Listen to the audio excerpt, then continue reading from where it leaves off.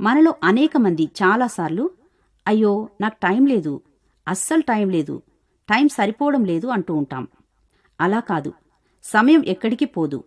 భూమి చలనం ఉన్నంతకాలం సమయం ఎప్పుడూ ఉంటుంది. అయితే మనమే సమయాన్ని పోగొట్టుకుంటూ ఉంటాం. సమయం లేదా కాలం అనంతం. అయితే మనమే కాలానుగుణంగా పరిగెత్తలేకపోతుంటాం.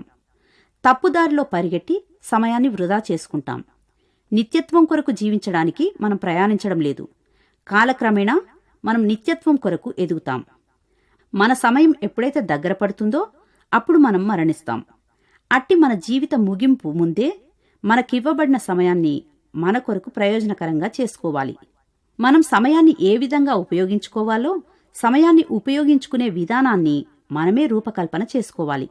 గడియారం అలారంతో పాటుగా లేచి దైనందిన కృత్యాలను ముగించుకొని పని స్థలానికి సకాలానికి చేరుకొని నమ్మకంగా విధులన్నిటినీ నిర్వహించాలి.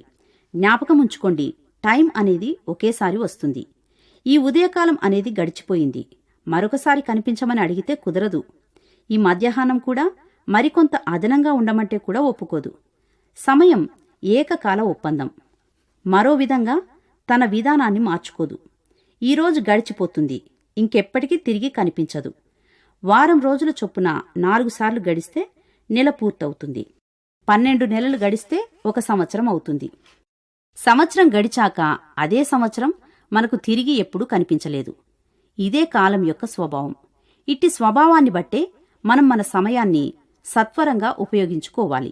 ఒకరు ఇలా ప్రార్థించారు, మా రోజులు లెక్క పెట్టుకోవడానికి మాకు సహాయం చెయ్యి అని.